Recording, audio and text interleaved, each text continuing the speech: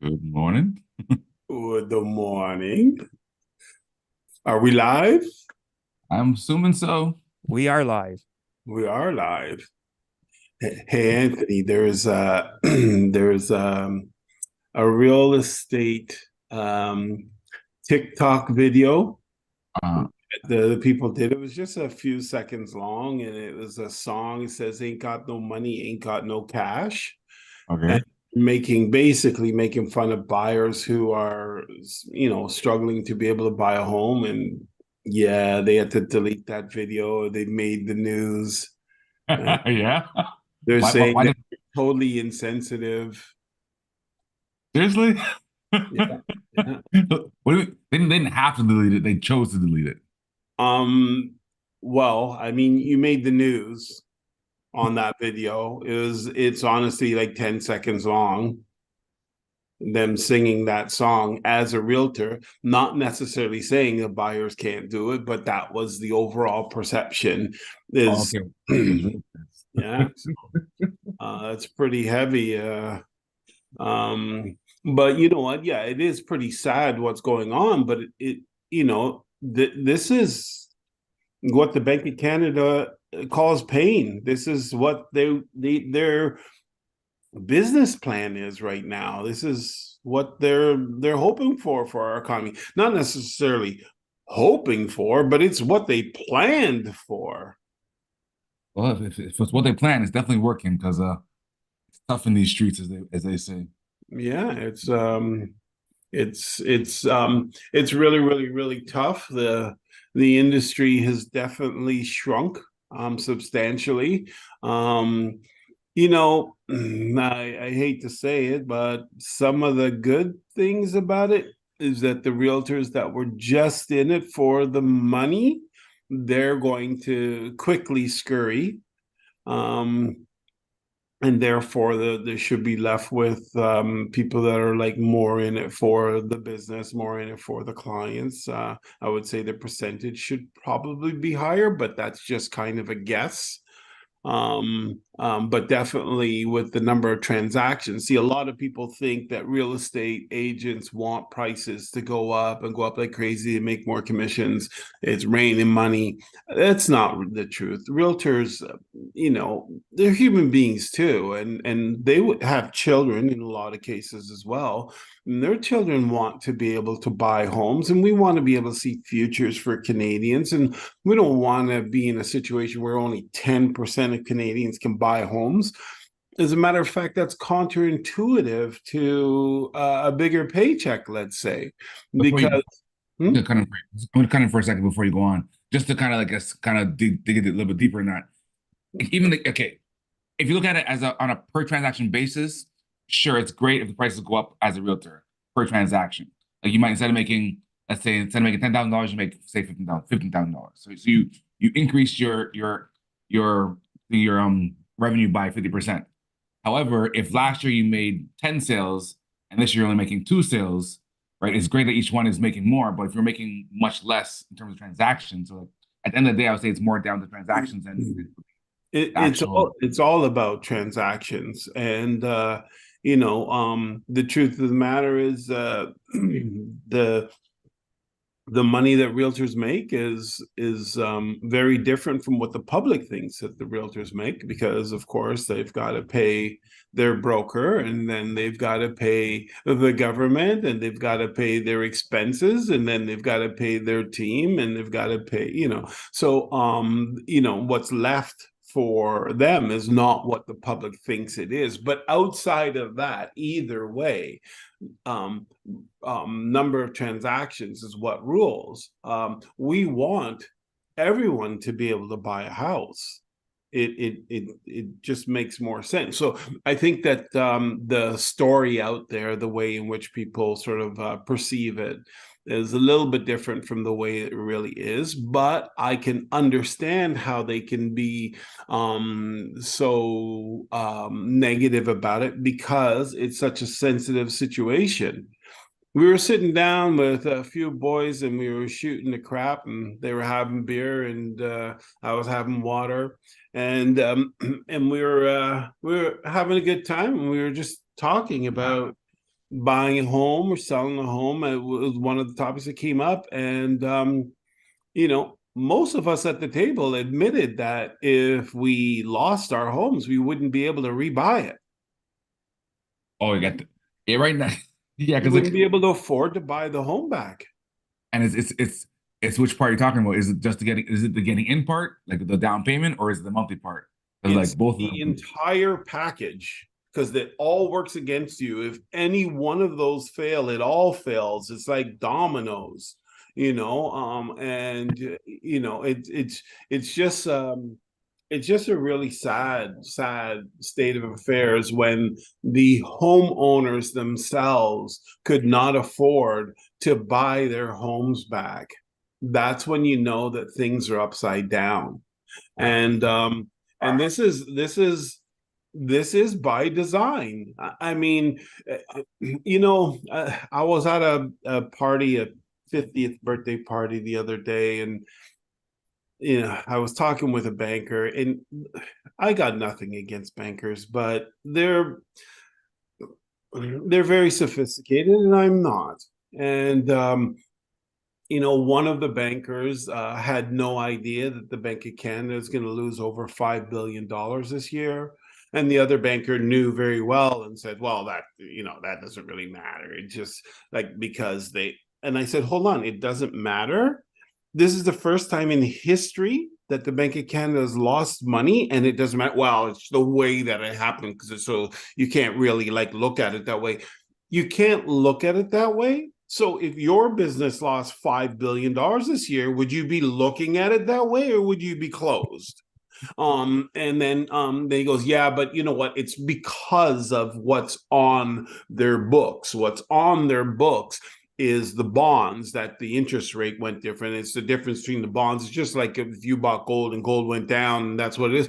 I go, it's their bonds that they bought that basically with an illegal pyramid scheme, because through quantitative easing, it's the quantitative easing makes it legal, but the process itself is illegal. The Bank of Canada is not allowed to make bonds from our federal debt and turn it into a instrument that you can sell and then buy it back. They have to sell it to investors. That's what legitimizes the bond. That's what makes that debt worthy, because investors say, hey, we trust in the Canadian government that they will always pay their debt, and they're racking up a responsible amount of debt, so we'll buy it.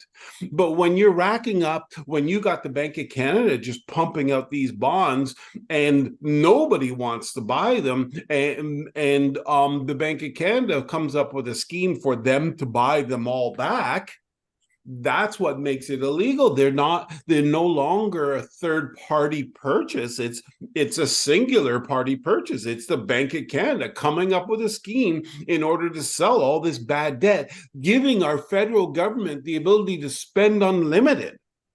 And this process all on its own is absolutely disgusting. And the fact that they did that and created three times the money in our economy by giving it all to the banks and then trying to flourish the economy through the banks, so they're getting firsthand money and everybody else is getting inflated money. And then inflation goes crazy and they go, oh, the reason why inflation went crazy is because Canadians got out of COVID and they went and bought stuff. And I'm like, that I swear that may have something to do with it, but don't you think it's a bigger thing that you tripled the money supply? Don't you think it's a bigger thing that you totally shut down the supply chains when you made all businesses close? You totally disrupted the economy, and then you just started up on a dime and expect everybody to be able to just continue like normal? And so, for me, I think I took it a little bit personally because I started not being comfortable in the conversation because there was such great support for what the Bank of Canada is doing. And in my mind, the Bank of Canada by design, whether they knew or they didn't know, they ought to have known that they caused this whole mess. And now we got Canadians that can't afford homes. Our children, most of them won't be able to buy homes, unless they get mommy and daddy's money. That's about the only way. And it's really unfortunate. But Randy, wasn't it last year? I'm sure it was last year or earlier on this year, talking about the Bank of Canada giving out these huge bonuses to all these people. So if they're giving out these big bonuses, they must know what they're doing, right? Why would you get a bonus if you're making a mess, right? So obviously, it's above our pay grade. So it's a long-term plan that you're not seeing, right?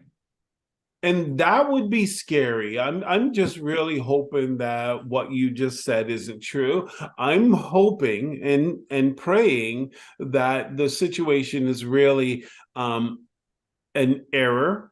One of the things that the gentleman said, and I'm going to have to do some checking, and this is something we should check, is that he says, "Oh, we did quantitative easing all the time." I call bull crap. We don't do quantitative easing at all.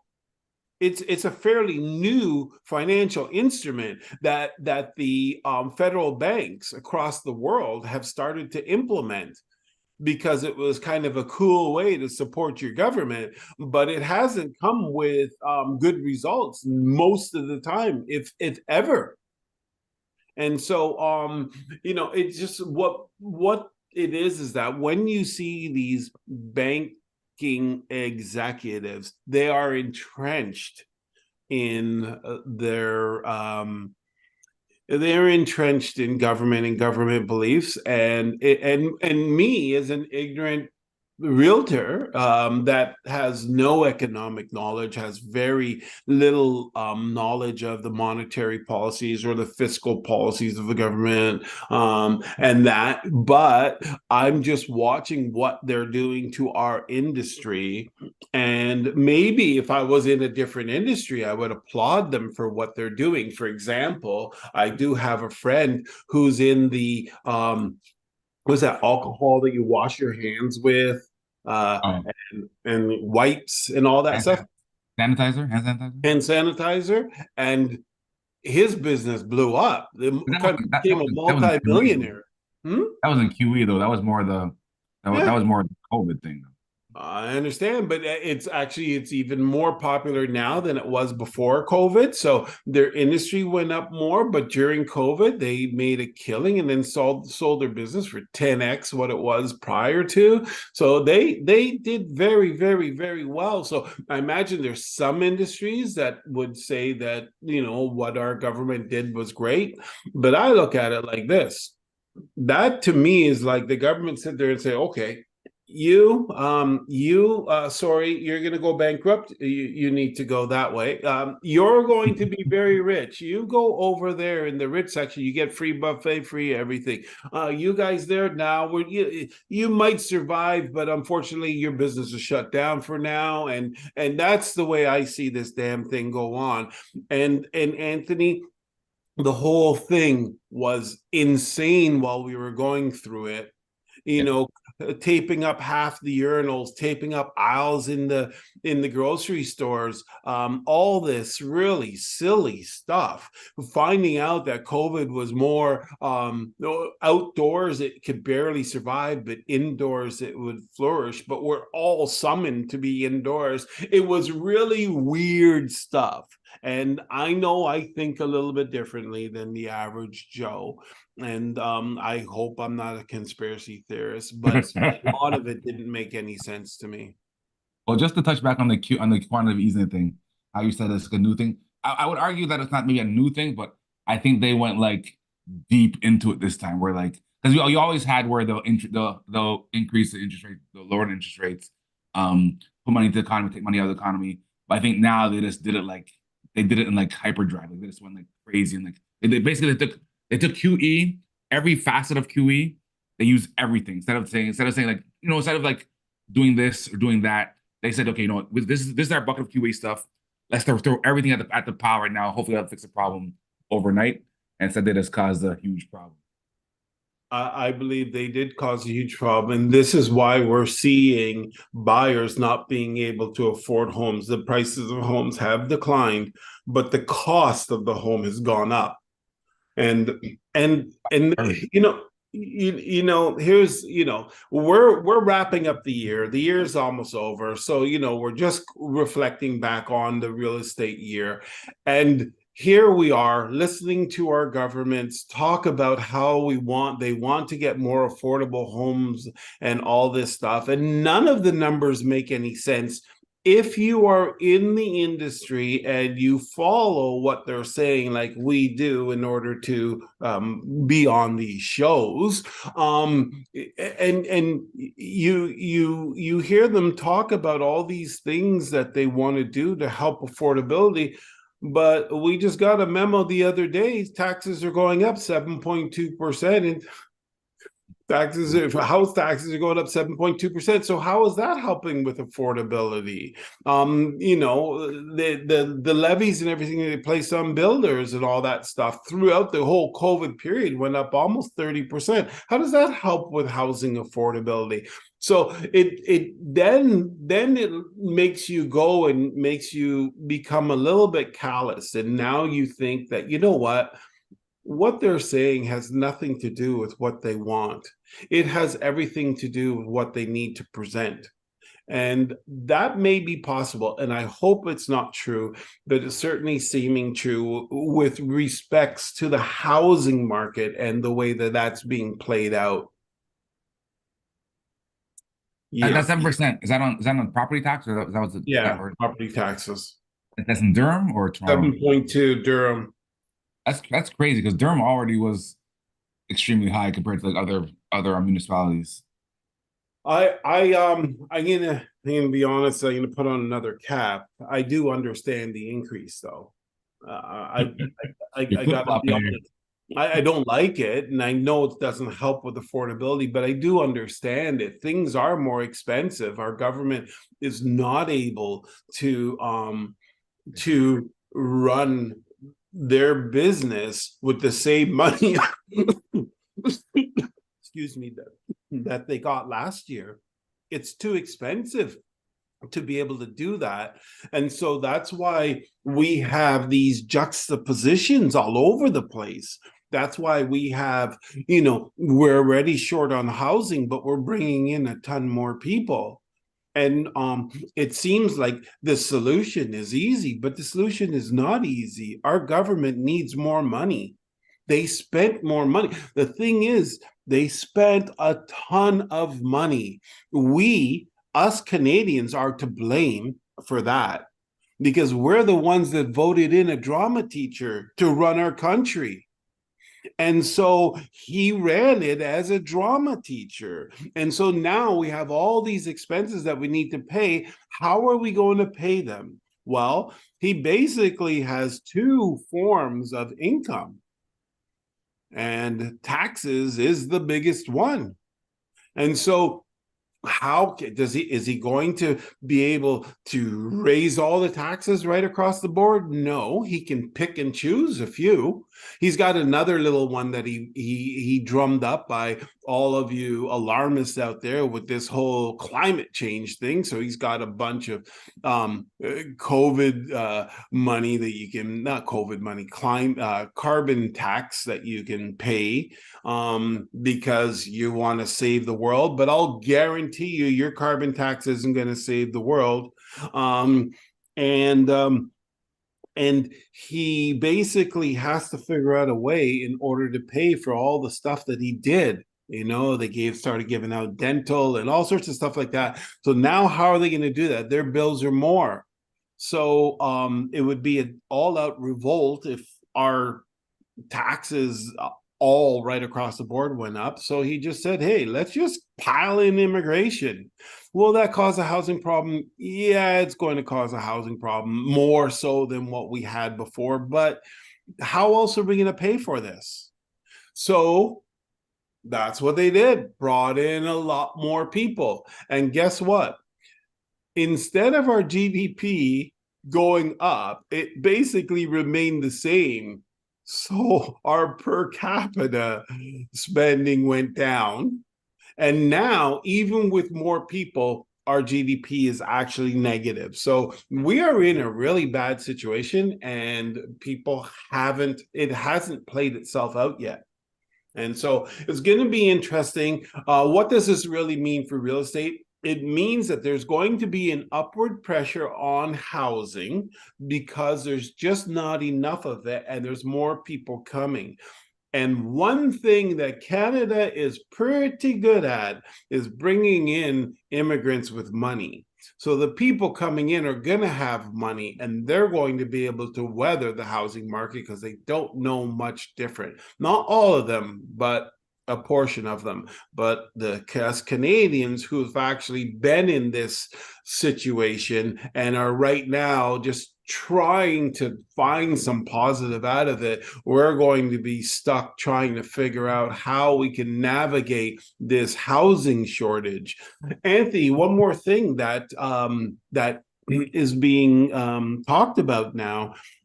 You have actual people who are employed, who are actually working, and they're homeless. I honestly like this like driving around. Like I'm in Ajax, and the amount of people I see on the streets, like I know there's always been homeless Gone people, but up. like it just seems like ridiculous. It seems like everywhere. Like you like it's like you have like little villages. It's I don't know. It's crazy. Like just a few days ago, I think just after Christmas, I went to Shoppers Drug Mart. Guys sitting out there, like, and again, it's not like some of them they look like they're like whatever well kept ish, but like it's just like I don't know. It's just it's it's just it's crazy the amount of people that looks like I'm again. It's I know it's just me by what I'm seeing, but it just to me just from what I'm seeing, it seems like it's much more than in past years, especially pre-COVID. And it is. And here's the thing.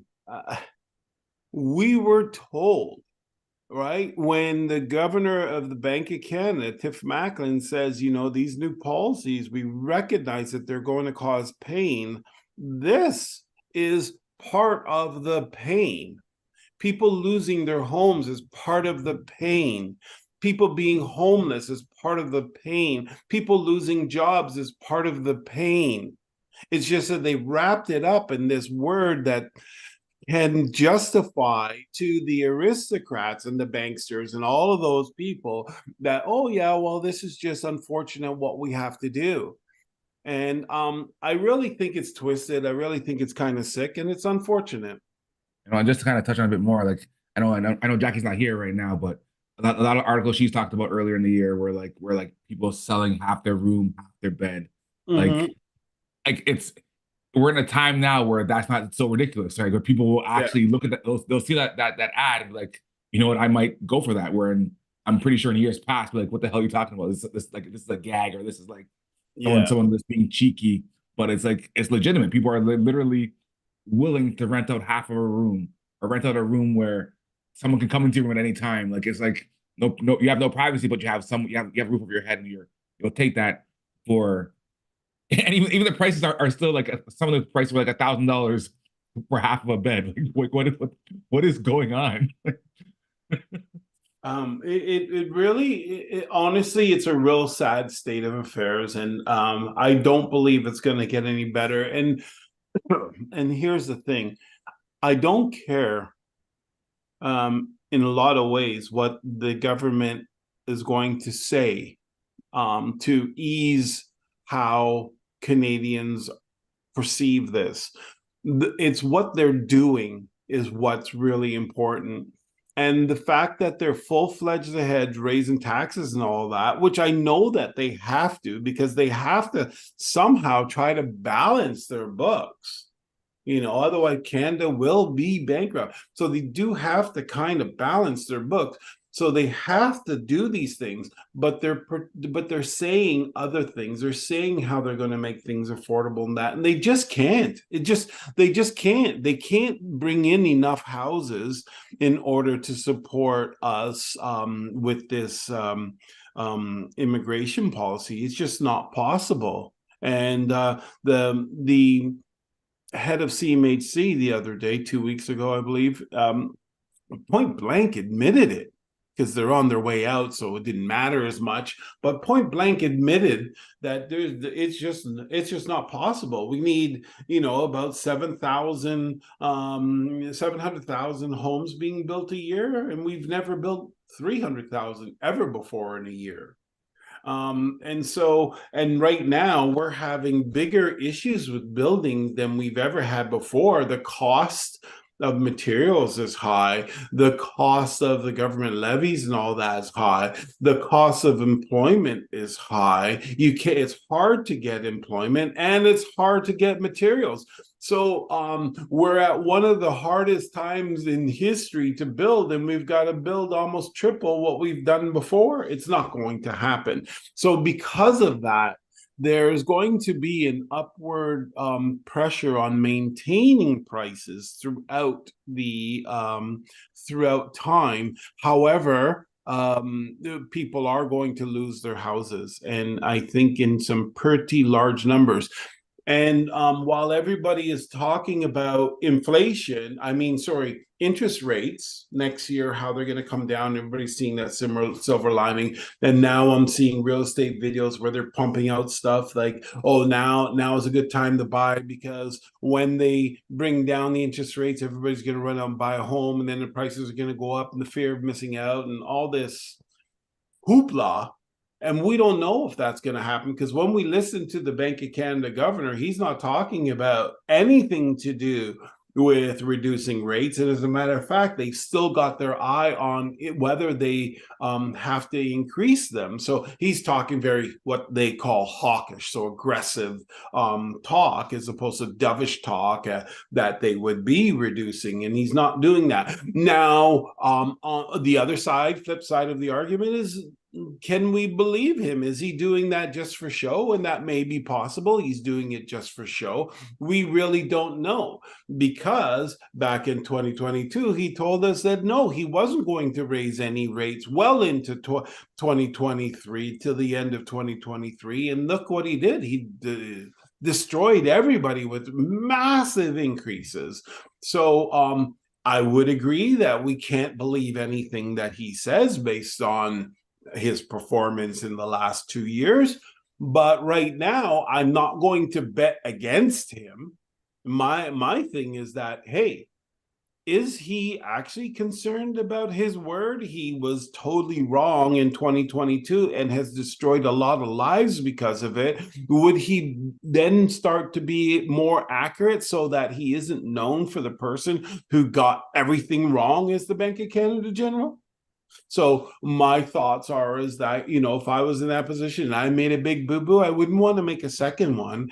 And so my thoughts are that I have to try to believe in what he's saying. If I was Trudeau, I would fire him, but that's a whole different thing. But I believe, since he's still in a position, that he would actually want to make up for what he did prior.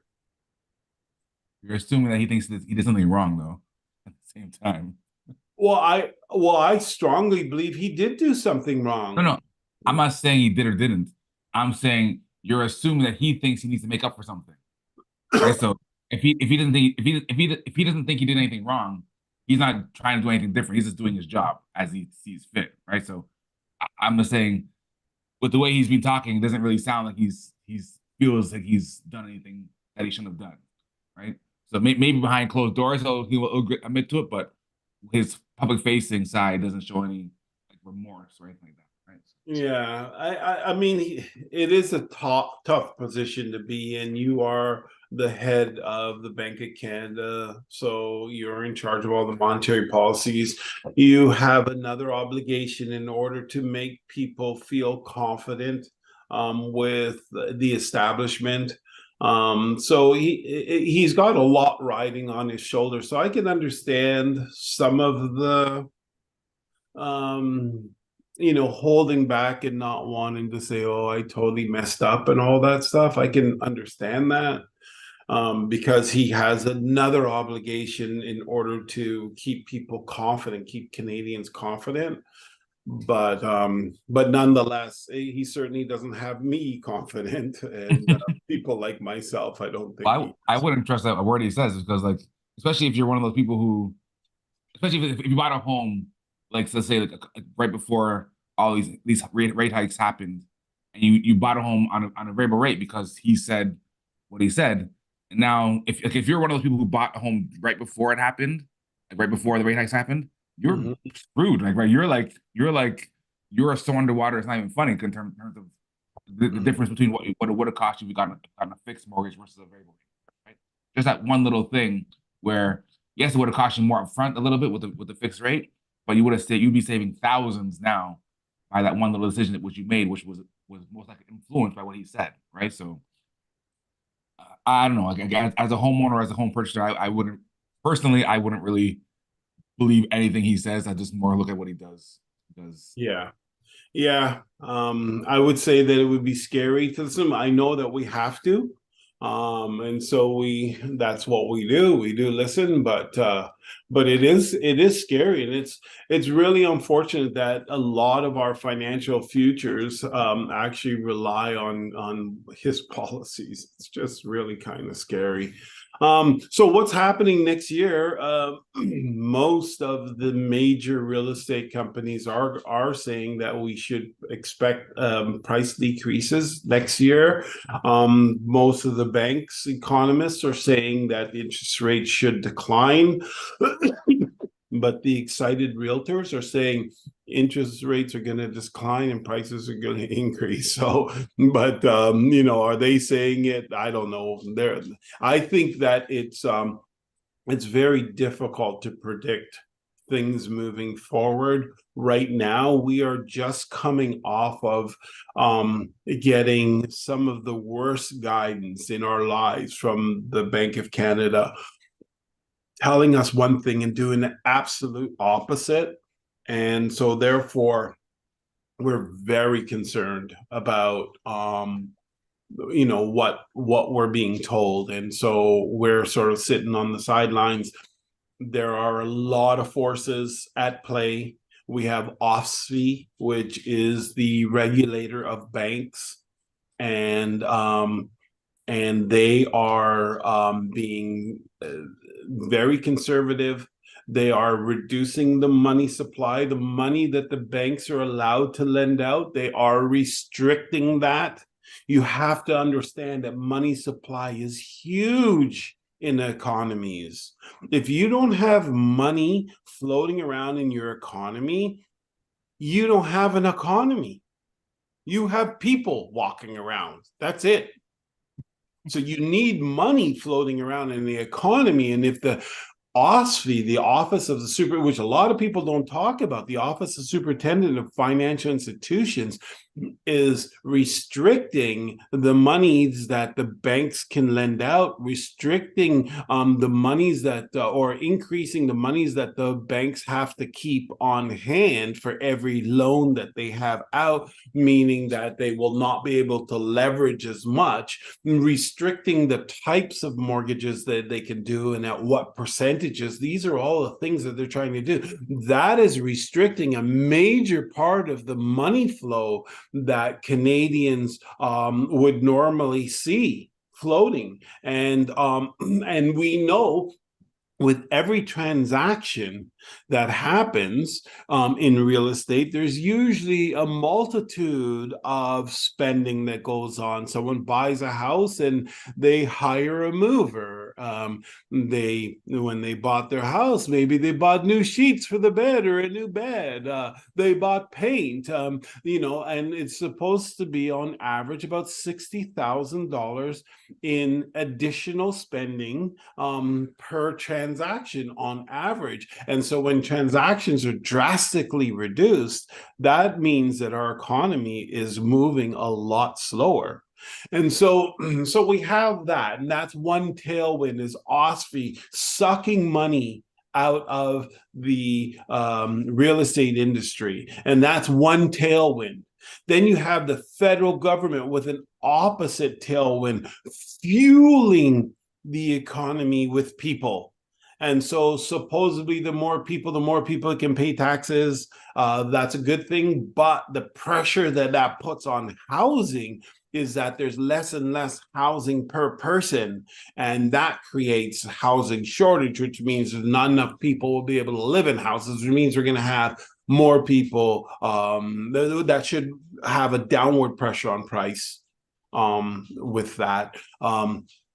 And more people then the more downward pressure on prices because upward pressure on price. Yeah, sorry about that, guys. I apologize. That should put an upward pressure on price because there's more people battling for less home supply and demand, where demand is winning out. And OSFI sucking the money out of the system means that they're actually taking away demand.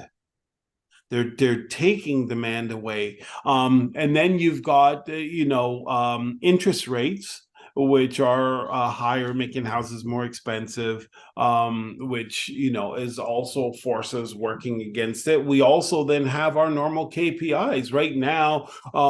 Housing for condominiums, we are in a full-fledged buyer's market in most communities, where our we'll see is like, I believe in Brampton, you've got as much of 8 months of, or in Peel, 8 months of inventory.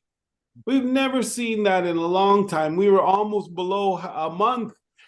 In Durham, it seems to be fairly strong. We're still below the 3 month line, so we're still sort of having this seller market matrix, but we've got buyer market activity. So it's really kind of strange. And the market is just shifting to all of these wins in the marketplace that makes it extremely unpredictable. And I had someone in my office yesterday, and they were saying, Randy, you got to tell us what's going to happen next year so we can make some decisions on what we're doing with our investment properties. Are we buying more? And I said, man, you've got these two extremes. You pick one. Why are you putting it on me to pick one?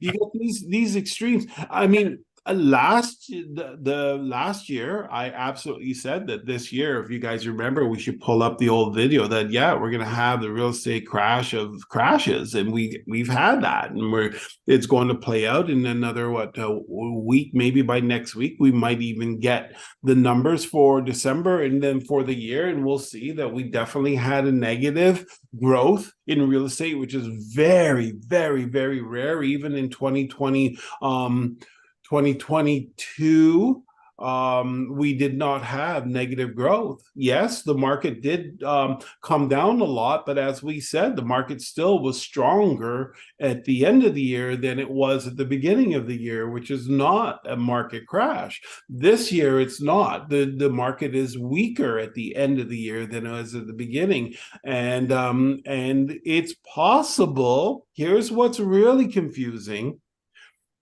is that the buyers marketplaces traditionally have run in 7 to 9 year cycles. Buyers market, sellers market, buyers market, sellers market, and the market, real estate market, weaves its way through, going up and then averaging out, and going up and averaging out, and that's what we're doing. Not continuously going up like right now since 1996, and continuously going up till 2022, and then all of a sudden experiencing a horrible crash in 2023. What are we going to see in 2024? Are we just jumping out of this crash? That's the problem that I have. I don't believe that we can. When you say horrible crash, like I know we don't have numbers yet. Like, year over year, like how much do you think we went, like, from where we started to where we end? Is it going to be like a crazy, or is it just a horrible crash because we're not going up anymore, right? Because if we lost, like say 2-3%, considering that we've gone up, what, I'm not sure, I don't have numbers in front of me, but like we've been going up steadily year over year over year over year. So if we have 1 year where it's not a positive anymore, let's say it's down 2%, like is that? I know technically by the numbers it's a crash, yes, but is it like an oh my god, or is just like we've had, like as you just said, we've had 26 years of increase, right? Like, so to me, it's like, is that a crash or is it a blip? Okay, that's fair.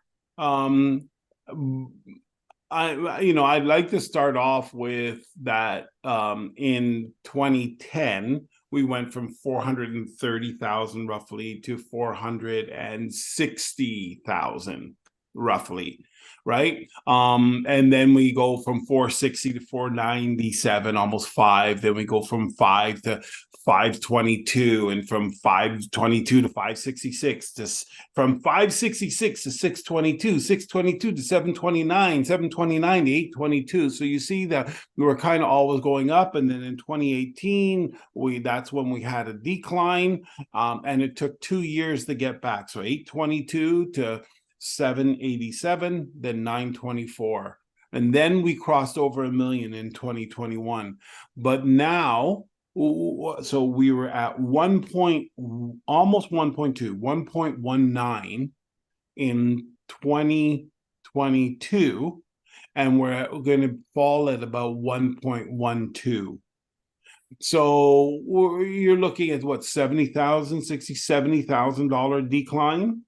So you tell me, is that a big loss for homeowners? $70,000, 60, 70,000, 80,000?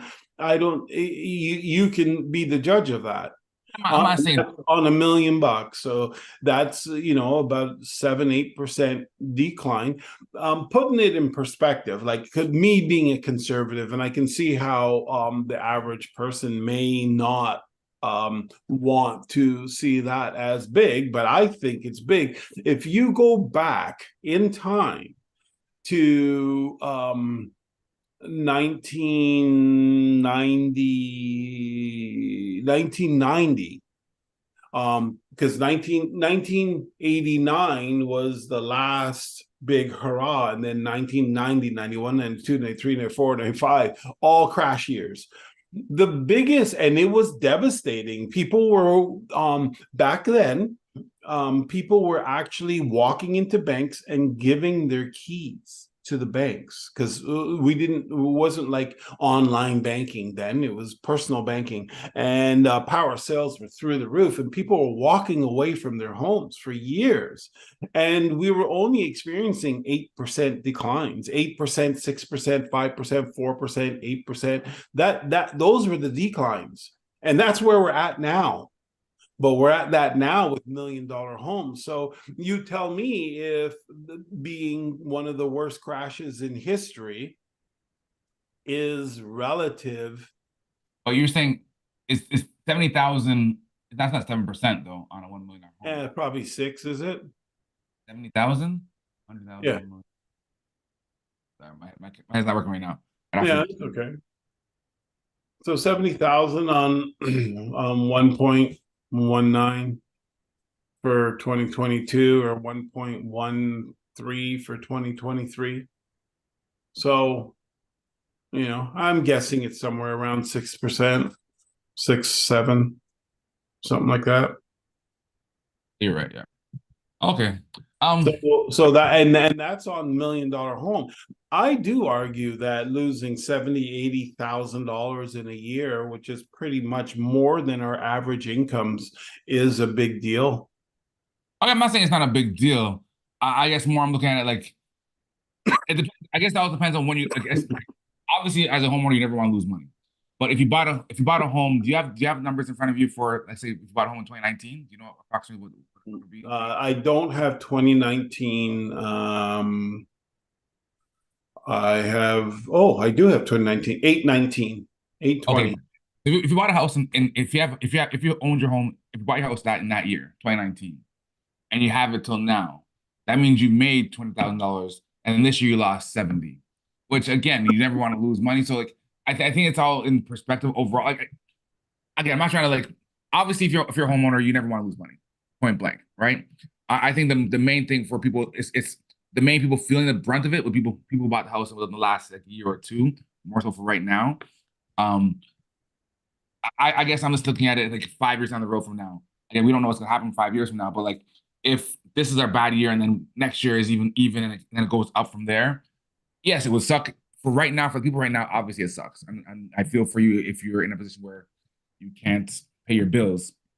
But in the grand scheme of things, as I was saying earlier, we've had like a more or less a nice incline for the last 20 plus years. And as I guess, especially for people trying to get into the home for the market, if you never have those ups and downs, it's gonna be harder and harder for the new generation to get into a home unless they're getting passed down from their parents and so forth. So Mhm. I don't know really where I'm going fully with this. It's just it's yeah, it is, I guess, a horrible year this year, especially considering we've kind of gone through in the last years with like the crazy increases, especially Well, especially right after COVID where it went crazy that one year. What? well, putting it in perspective, in 2021 to 2022, you remember how chaotic 2022 Yes. was? In 2021, the average price of a home was almost 1.1 million in Yeah. 2021. Then we had a chaotic and interest rates increases and everything like that, and ended up with almost 1.2 as our average price after that year. So prices actually went up all through that chaos. And that's why it was so easy to predict the negative for Yeah. this year. Um, and so that's one thing to keep in mind. The other thing to keep in mind is that a lot of people who, and we're not necessarily talking about the old timers, see, and I kind of agree with you, and if you go back further and say, Anthony, well, what about the people who bought in 1915, 50 something, and they paid 17,000, and so they only lost 70,000, which was 5 times the value of their home, but it didn't matter because it increased so much. I'm being facetious here, but the thing is that it's not the people that are able to weather it because they were fortunate about the timing, that I'm concerned about. It's the people who can't weather it Yeah. because they were caught in purchasing during low interest period with high demand, and their homes are underwater and right now, so they purchased their home for, let's say, for 1.1, and now their home is worth 1 million, and their interest rate went from 2% to 6%.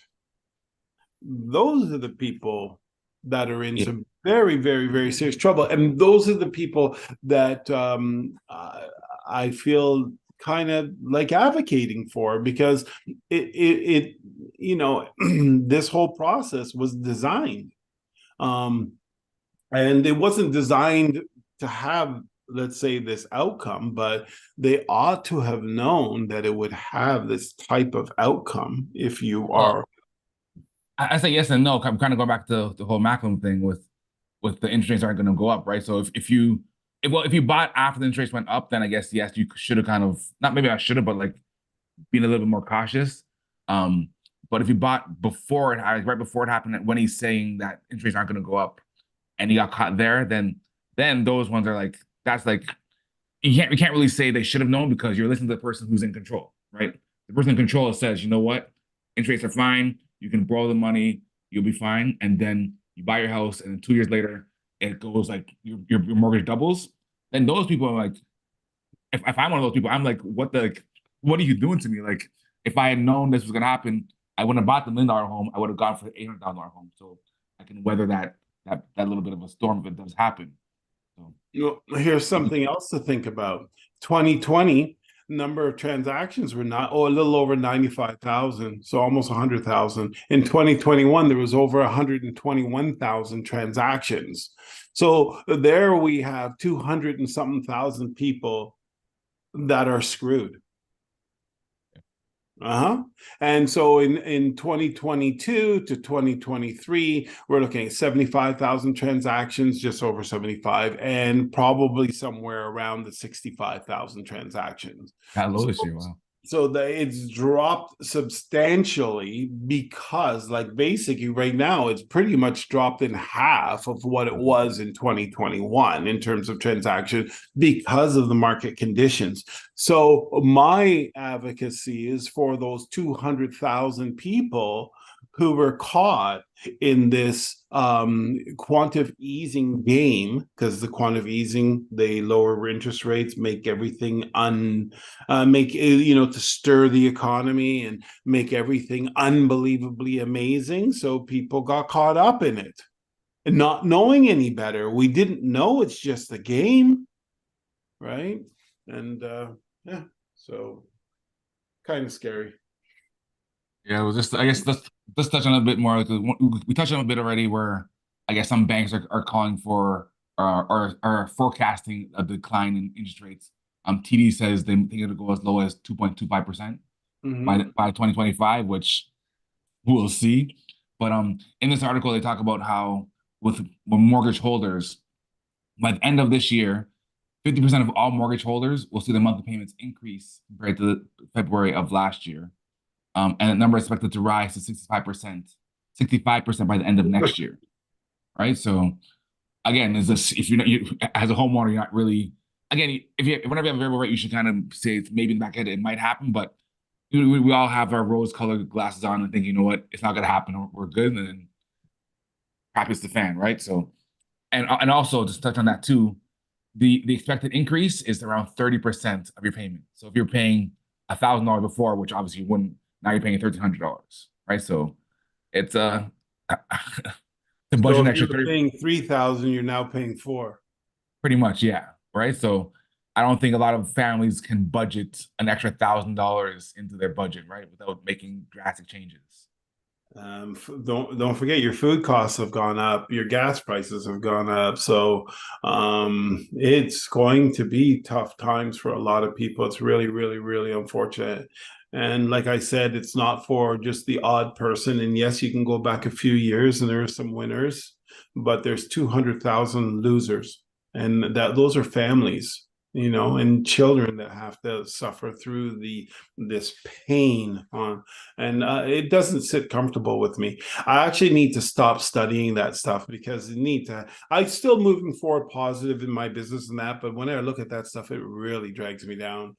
um so another interesting little thing in Yorkville, the Hells Angels was doing this poker ring, and they, I guess they were making all kinds of money. So in a Yorkville condo they bought and owned, they had $5 million in that they made from the poker games, and they had the cash there, and they got busted.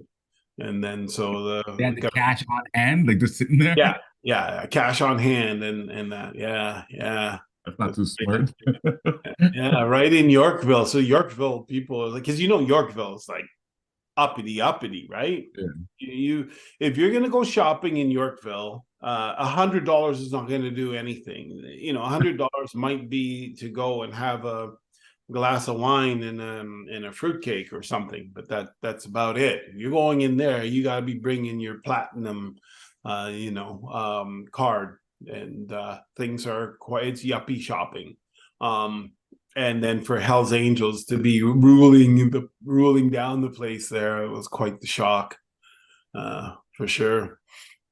I told you about the realtor, the Yeah, realtor. TikTok. I Yeah. gotta see if I can find that video somewhere. Um, Did you see the video? yes, I did.